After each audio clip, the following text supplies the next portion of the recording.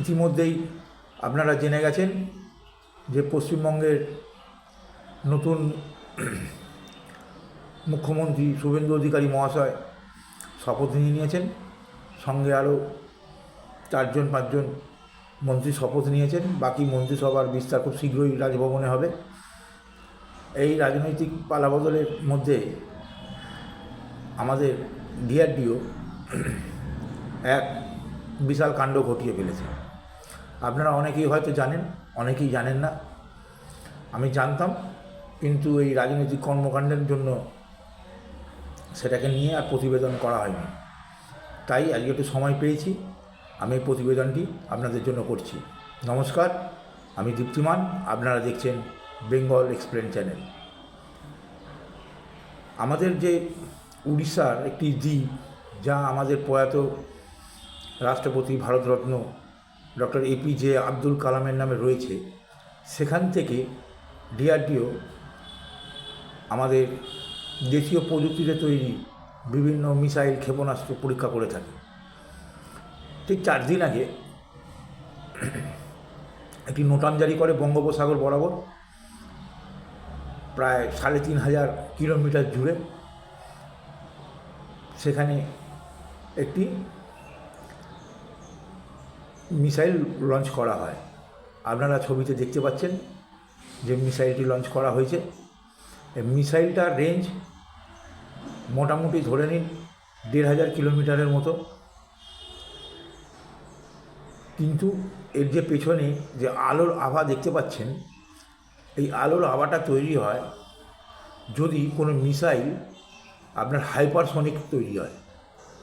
এই হাইপারসনিক হচ্ছে শব্দের থেকে 5 গুণ বেশিতে দৌড়তে পারে। যেহেতু 5 গুণ বেশি গতিতে যায় এই মিসাইল, তাকে কোনো র্যাডারের মাধ্যমে ট্র্যাক করা কিন্তু খুব মুশকিল। কী মিসাইল, কী তার কাজ, ডিআরডিও কিন্তু এখনও খোলসা করে বলেনি এই মিসাইলের নামটাই বা কী। এই মিসাইলটা হচ্ছে গ্লাইডেড মিসাইল। গ্লাইডেড মিসাইল কি? এই গ্লাইডেড মিসাইল হচ্ছে, ধরুন যে পাখনা মেলে কোনো ঈগল বা চিল উড়ে যাচ্ছে ডানা মেলতে মেলতে, হঠাৎ দেখবেন যখন নিচের দিকে নেমে আসে তখন সে ডানাটাকে আর নাড়ায় না, ডানাটাকে সংকুচিত করে এবং রকেটের গতিতে এক নাগাড়ে নির্দিষ্ট লক্ষ্যের দিকে নেমে আসে। এই গ্লাইডেড মিসাইলগুলো ঠিক সেরকম, যে একটা রেঞ্জ অবধি তারা তাদের ইঞ্জিন অন করে যায়, তারপরে সেই ইঞ্জিন অফ হয়ে যায়, ডানা খুলে যায় এবং সেই গতিটাকে নিয়ে হাওয়ার মধ্যে ভাসতে ভাসতে ভাসতে ভাসতে নির্দিষ্ট লক্ষ্যের দিকে দ্রুত গতিতে এগিয়ে যায়। এই যে মিসাইলটা লঞ্চ করা হয়েছে, এই মিসাইলের দুটো পার্ট আছে। একটা হচ্ছে স্ট্যাটিক টার্গেট আর একটা হচ্ছে মুভিং টার্গেট অ্যাচিভ করতে পারে। স্ট্যাটিক টার্গেট হচ্ছে যে নির্দিষ্ট যে টার্গেটগুলো নড়াচড়া করে না, একটা জায়গায় দাঁড়িয়ে থাকে, বা এয়ার বেস হতে পারে বা অন্য কোনো বেস হতে পারে, আর্মির বড়সড় কোনো হেডকোয়ার্টার হতে পারে, দাঁড়িয়ে থাকে, সেখানে হিট করতে পারে। আর একটা হচ্ছে মুভিং টার্গেট, মানে ধরুন কোনো এয়ারক্রাফট যাচ্ছে বা কোনো ফাইটার জেট যাচ্ছে, তারপরে হচ্ছে কোনো জাহাজ যাচ্ছে সমুদ্রে, নড়াচড়া করছে, এরকম টার্গেটকে এই মিসাইল হিট করতে পারে। এই মিসাইল লঞ্চ করার সাথে সাথে পুরো পাকিস্তান নেভি কিন্তু স্থির হয়ে গেছে। যদি যুদ্ধ লাগে, এই মিসাইলের কথা চিন্তাভাবনা করে পাকিস্তান কিন্তু ওই করাচি বন্দর থেকে কোনো জাহাজই আর নাড়াতে পারবে না, ওই বন্দরের আশেপাশেই চক্কর কাটবে। এটা হলো আমাদের পশ্চিম দিকের যে পাকিস্তান, তার অবস্থা। পূর্ব দিকে চীনেরও অবস্থা তাই। চীন তো সরাসরি যুদ্ধ করবে না, চীন পাকিস্তানের মাধ্যমে যুদ্ধ করবে, টাকা পয়সা পাকিস্তানের ব্যাঙ্ক অ্যাকাউন্টে দেবে, অস্ত্রশস্ত্র দেবে, পাকিস্তানকে লেলিয়ে দেবে ভারতের পেছনে। সুতরাং এই 1500 পাল্লার ক্ষেপণাস্ত্র দেখে পাকিস্তান কিন্তু ভ্যাবাচ্যাকা খেয়ে গেছে। এখন এই 1500 পাল্লার ক্ষেপণাস্ত্র এখন বলছে ডিআরডিও, কিন্তু এটাকে ধীরে ধীরে ধীরে ধীরে স্টেপ বাই স্টেপ এর রেঞ্জ বাড়তে থাকবে। দ্বিতীয় টেস্টে দেখবেন এর রেঞ্জ বেড়ে 2500 কিলোমিটার হয়েছে, তারপরে 3000, 3500, 4000, 5000 কিলোমিটার পর্যন্ত এগুলো বাড়তে থাকবে। ঠিক আছে, চায়নার কাছে কিন্তু এই glided missile, hypersonic glided missile কিন্তু থ্রেট। এখন ঘটনা হচ্ছে, যেহেতু ডিআরডিও এই মিসাইল সম্বন্ধে কিছুই বলেনি, এর নাম কি, এর কাজ কি, এর টেকনোলজি কি, কিছুই বলেনি, সুতরাং আন্তর্জাতিক মহল মনে করছে যে ভারত অগ্নি 6 লঞ্চ করে দিয়েছে। ভারতের জলসীমার মধ্যে এই মিসাইল টেস্ট করা হয়েছে। অগ্নি 6-এর রেঞ্জ আন্দাজ করা হচ্ছিল যে 10,000 কিলোমিটার পর্যন্ত হতে পারে। অর্থাৎ কোনো এই অগ্নি মিসাইল সোজা আকাশে উঠে যায় কোনো মতো, রকেটের মতো, এবং পুনরায় বায়ুমণ্ডল ছাড়িয়ে চলে যায় এবং পুনরায় সেটা বায়ুমণ্ডলে ফিরে আসে। এটাকে বলা হয় MIRV। এই মিসাইলটাকে, এই MIRVর ফুল ফর্ম হচ্ছে multiple independently targetable re-entry vehicle.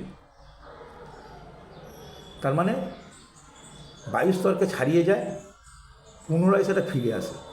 এর মাথার দিকে যে ছুঁচলো অংশটা থাকে, যখন ফিরে আসে বায়ুমণ্ডলে, তখন ওই ছুঁচলো অংশটা খুলে যায়, ওর ভেতর 8টা 10টা আরও ছোটো ছোটো ছোটো ছোটো ছোটো ছোটো সব মিসাইল থাকে, যেগুলো বিভিন্ন লক্ষ্যবস্তুতে আঘাত করে। এই অগ্নি 6 যেটা ভাবা হচ্ছে এই মিসাইলটাকে, তার মধ্যে যে আরও বিভিন্ন মিসাইলগুলো থাকে, সেগুলো সবই কিন্তু পরমাণু অস্ত্র বহনকারী। এখনকার দিনের যুদ্ধে যার কাছে দূরপাল্লার মিসাইল বেশি রয়েছে, যে দূরপাল্লার যুদ্ধে বেশি পারদর্শী, সেই কিন্তু সবথেকে বেশি শক্তিশালী। এই আমাদের ইরান ইসরায়েলের যুদ্ধ দেখেছেন যে ইরানের কোনো সৈন্যবাহিনী কিন্তু ইসরায়েলে গিয়ে যুদ্ধ করেনি, কিন্তু একের পর এক ড্রোন মিসাইল কিন্তু ইরান মেরেছে। তেমনি ইসরায়েলও কিন্তু মেরেছে। এই ভারতের 10,000 কিলোমিটার পাল্লার যদি অগ্নি, ডিআরডিও জানিয়েছে যে তারা প্রস্তুত, সরকার যদি পারমিশন দেয় তাহলে অগ্নি 6 ভারত পরীক্ষা করতে সম্পূর্ণরূপে প্রস্তুত, কাজ এগিয়ে নিয়ে যেতে পারে ডিআরডিও। এই 10,000 কিলোমিটার অগ্নি 6-এর পাল্লায় রয়েছে সমগ্র চীন, পশ্চিম এশিয়ার সমস্ত দেশ এই অগ্নি ক্ষেপণাস্ত্রের আওতায় রয়েছে, আপনার আমেরিকাও, ওয়াশিংটন। সুতরাং আন্তর্জাতিক এবং বৈদেশিক নানা চাপের কারণে ভারত সরকার কিন্তু কখনোই স্বীকার করে না যে আমাদের কাছে এত দূরপাল্লার ক্ষেপণাস্ত্র রয়েছে। সুতরাং এই ক্ষেপণাস্ত্র রেঞ্জ এখন আপাতত 1500 কিলোমিটার। হাইপারসনিক মিসাইল, যার জন্য ওরকম পেছনে টর্চের মতন আভা দেখা যাচ্ছে, যা ভারতের প্রতিরক্ষাকে শক্তিশালী করবে।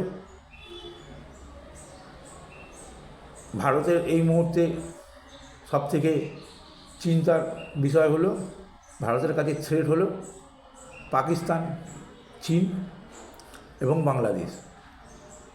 পাকিস্তানকে তো ছেড়েই দিন, ওকে যে পয়সা দেবে ও তার হয়ে লেডিস বিক্রি করবে, নিজস্ব কিছু নেই। চীনই ওকে উস্কাবে। যুদ্ধ লাগলে ভারতকে মোটামুটি পাকিস্তান এবং চীন দুটো ফ্রন্টে যুদ্ধ করতে হবে। ভারত তার প্রস্তুতি কিন্তু চালিয়ে যাচ্ছে। এরপরে রাশিয়ার সাথে চুক্তি হবে 5th জেনারেশন ফাইটার জেট নিয়ে। আপনারা দেখতে থাকুন বেঙ্গল এক্সপ্লেন চ্যানেল। যখন যেরকম আপডেট হবে আপনাদেরকে আমি জানাবো। যদি ভালো লাগে আমার এই প্রতিবেদনটা, আপনারা সাবস্ক্রাইব করুন, লাইক করুন, শেয়ার করুন, কমেন্ট বক্সে লিখুন। আমার আর বিশেষ কিছু বলার নেই। জয় হিন্দ, বন্দে মাতরম।